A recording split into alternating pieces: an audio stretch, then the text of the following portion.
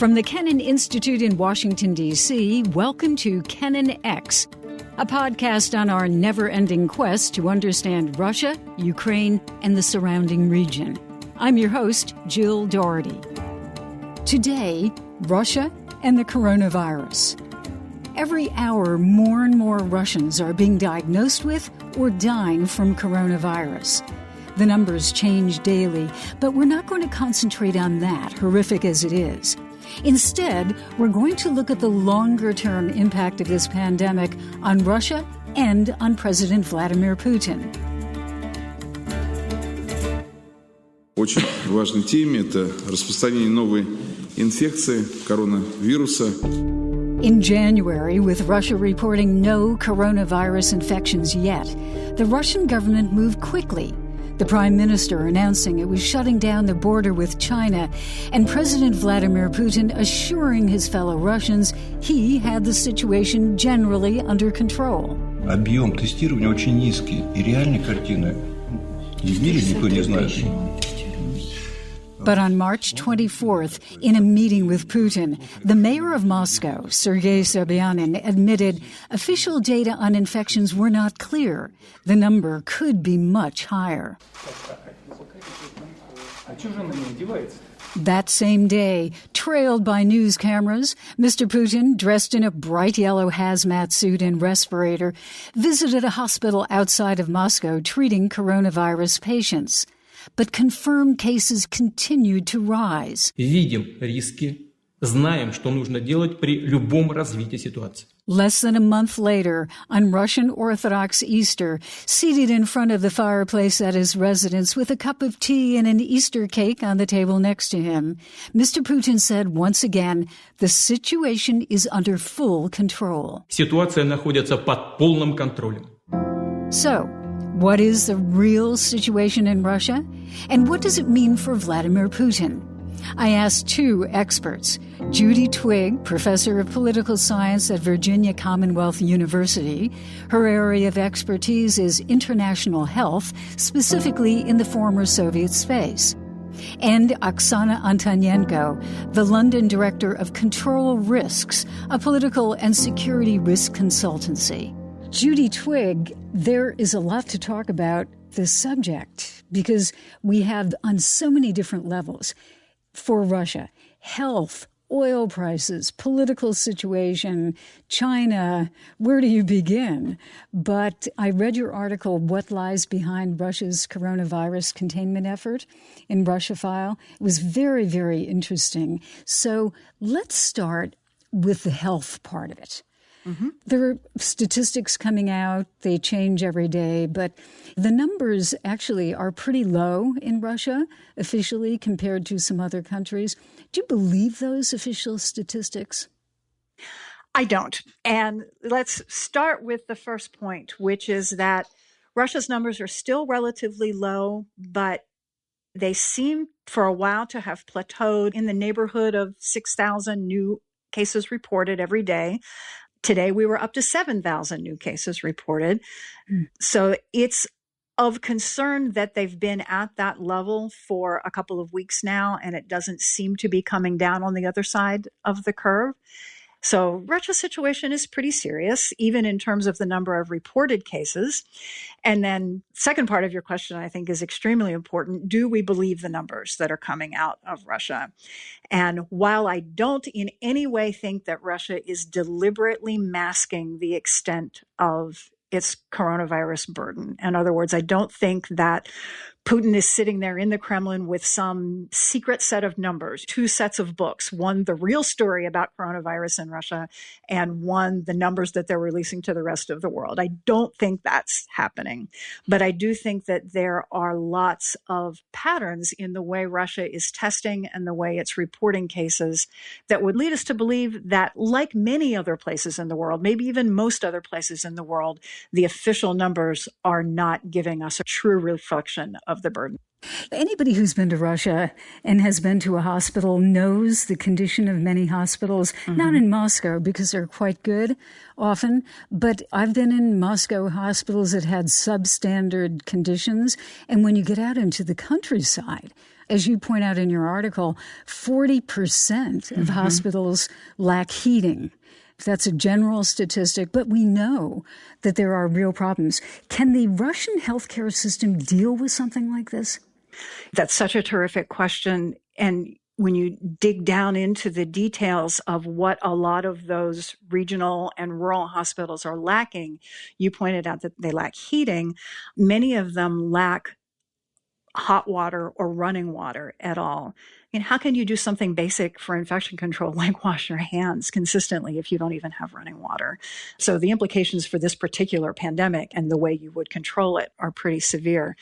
Even in Moscow and St. Petersburg, we're starting to hear some very difficult stories about hospitals reaching capacity. We know that they're continuing on a daily basis to convert non-COVID-19 facilities into COVID-19 treatment facilities. They're running out of bed space, even in Moscow and St. Petersburg. What happens as they continue to rack up 6,000 or 7,000 new cases a day? You point out in your article that in one study, only 13% actually have trust in their healthcare system. Why is that? It's for a couple of reasons. One is a perception that things were so much better during the Soviet period, and that there's been a degradation of the healthcare system since then. And I don't think that the reality necessarily bears out what we see in the public opinion polls there. We should give the Soviet Union, the Soviet healthcare system, credit for what it did achieve, which was universal access to care. Even in the most far-flung, middle-of-nowhere regions of Siberia and the North, they did manage to get everybody access to those basic Feldsher points. There was at least someone trained as something like a midwife to the most sparsely populated areas in the country. So that was great, but that was universal access to a quality and level of care that was just miserably low in most parts of the country. In the last 20 or 25 years, the healthcare system collapsed with the rest of the country back in the 90s. And since then, there have been just very differential, widely varying patterns of evolution since then. So if you're someone who is covered by the national compulsory medical insurance system in Moscow or St. Petersburg or Nizhny or Novosibirsk, where they've built these new facilities for cardiac care and for maternal and child health over the last decade, your level of trust might have recovered and it might be pretty high.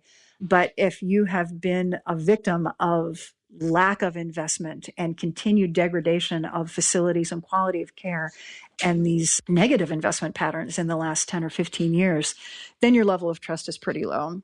One of the things that you were mentioning is PPE, protective gear, et cetera. What do they have? What don't they have? What do they need? What they appear to need most desperately is the very basic masks, good masks, not just basic cloth coverings, but masks that are rated for protection from the virus. So actual respirators. They need gowns, they need gloves, they need face shields. Just those fundamental pieces of equipment are in horrifically short supply. Russia historically has not made a lot of that stuff. They could import it more cheaply from China. And so they were just buying all that stuff as a routine supply measure for their healthcare system before the pandemic started. It didn't make economic sense for them to mass produce those things on their own. And then in January and February of this year, when the pandemic broke out in China, a lot of the places in Russia that had a lot of that PPE sold their stocks to China because China needed it so desperately. So existing stores of PPE in Russia were depleted, and now they're panicking because they need it. One aspect of this, of course, is the sanctions, both by Europe and the United States after the invasion of Ukraine, et cetera. The Russians were not able to import some medicines. They had to start making medicines themselves. How is that situation with the sanctions affecting this? That's such a terrific question. And I don't think we know the full story on that yet. We do know that in terms of industries related to the pandemic, so pharmaceuticals and medical equipment industries, we know that even before Ukraine and Crimea, even before the sanctions environment was put in place, Russia was pursuing a pretty aggressive import substitution policy. And that's not just in pharmaceuticals and medical equipment. That was across a lot of different industries, all a part of Putin's effort to reestablish Russia as an economic power, as a great power politically on the planet. He wanted to create incentives for Russia's industry to redevelop, to begin to thrive. And so part of those import substitution policies that have been around now for 10 or 15 years was incentive structures that would encourage Russian producers to make medicines, precursor chemicals to a lot of important medicines, a lot of medical equipment. And so tariffs went up. There were incentives for buyers to buy those things homegrown, Russian made, rather than to import them from abroad. And the biggest, most high-profile examples, even before COVID-19, of an impact of that have to do with pharmaceuticals. So there were a lot of, for example, HIV/AIDS patients and cancer patients who were on long-term regimes of medication to deal with their HIV infection or their cancer that were imported drugs. And when the import substitution policies went into effect and those people couldn't get at all or couldn't afford the imported drugs anymore, they were forced to switch to Russian-produced varieties. And there were many stories of the Russian-produced versions just not being quite the same. The Russian generics just didn't have the same safety. They didn't have the same efficacy. And so patients were already beginning to suffer from these import substitution policies. Then layer sanctions on top of that. Then layer a very difficult global trade environment because of the pandemic on top of that. And clearly we're seeing shortages of medicines and an inability to acquire a lot of what you need in the medical equipment industry. Do you have any prediction of where we are going with this, how serious it is, how big a challenge it is for President Putin? It's like this perfect storm of different kinds of factors all coming together at once, isn't it? And it's interesting to compare politically what's happened with Putin's opinion ratings versus opinion ratings for other leaders in countries that have been hit hard by the pandemic.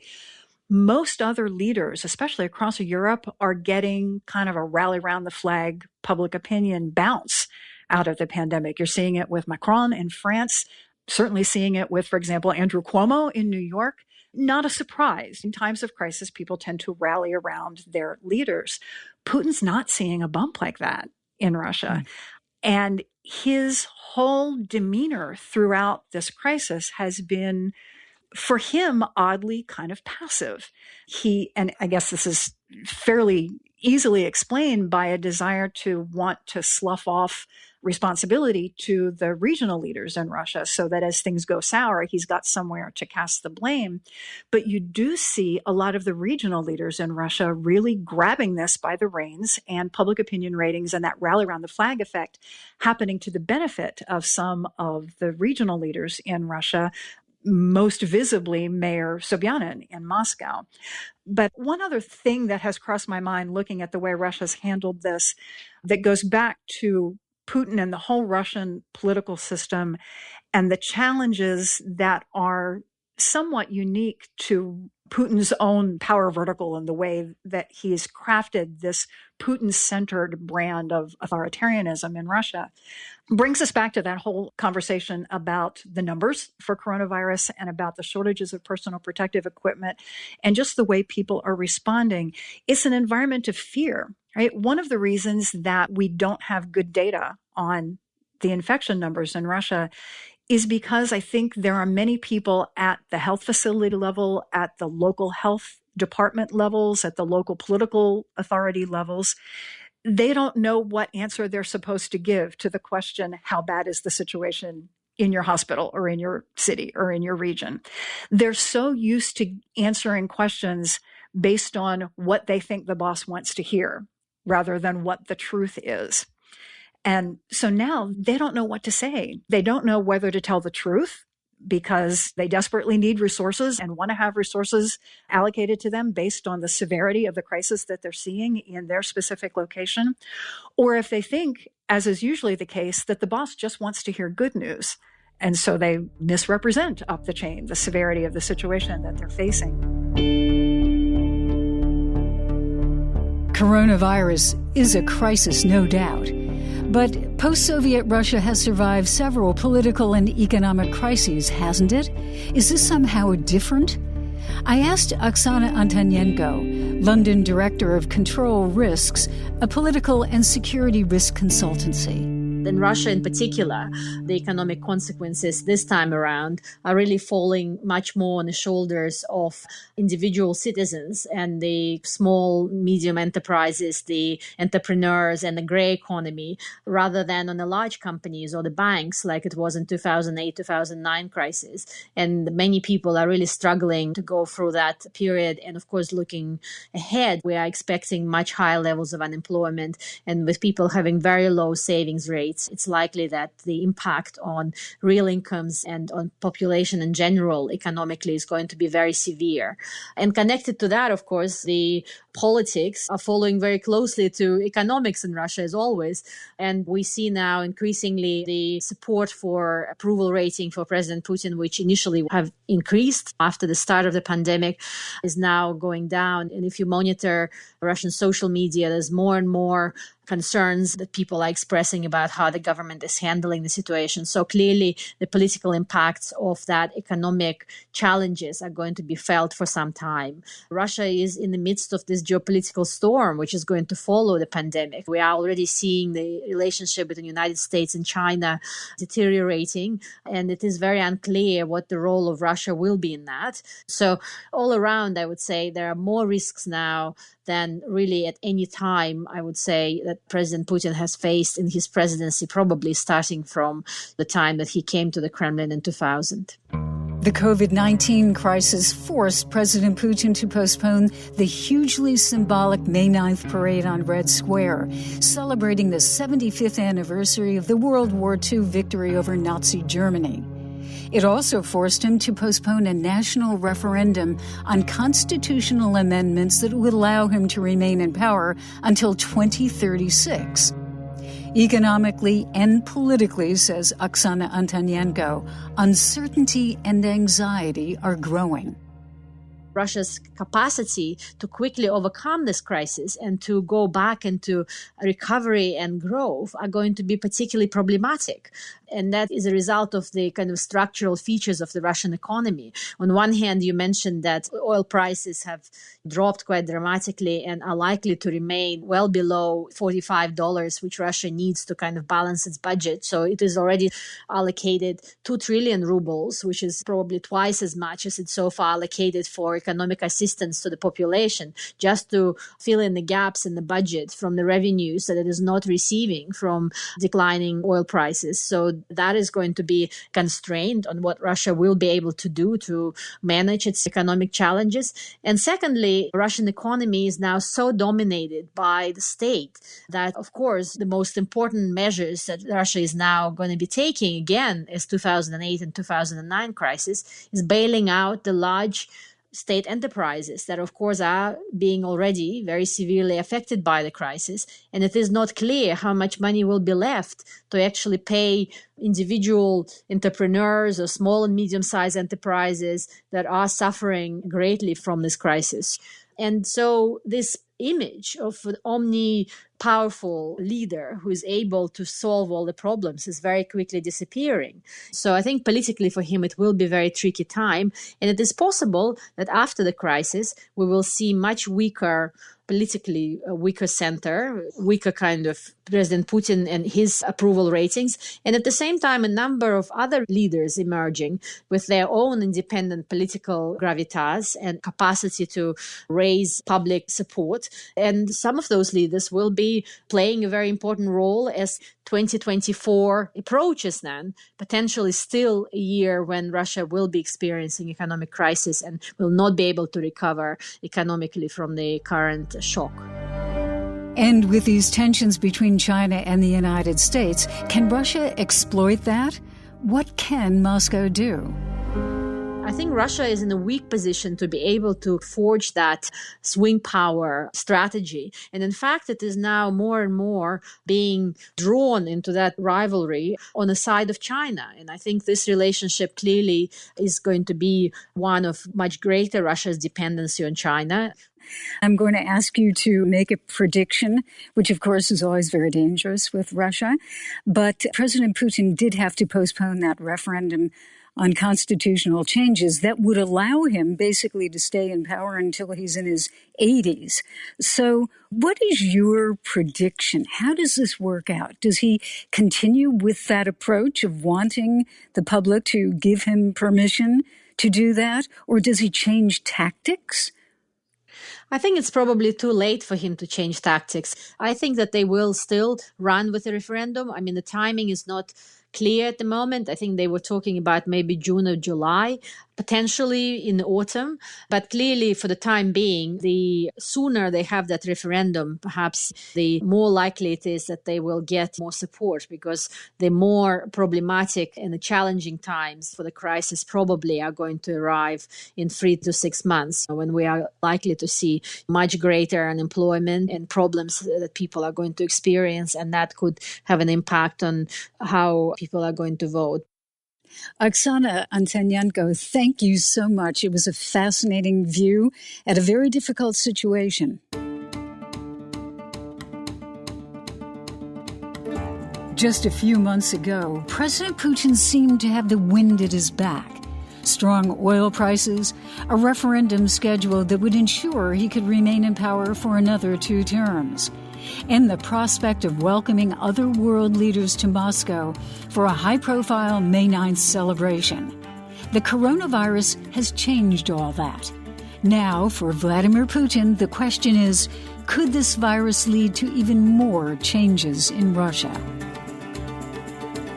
Kennan X is a product of the Kennan Institute at the Woodrow Wilson International Center for Scholars in Washington, D.C. It's the Wilson Center's oldest program, founded in 1974 by George F. Kennan, American statesman, James Billington, historian and former Librarian of Congress, and historian S. Frederick Starr. Inspired by them, the Kennan Institute's mission is to improve America's understanding of Russia and the wider region. Thanks for listening.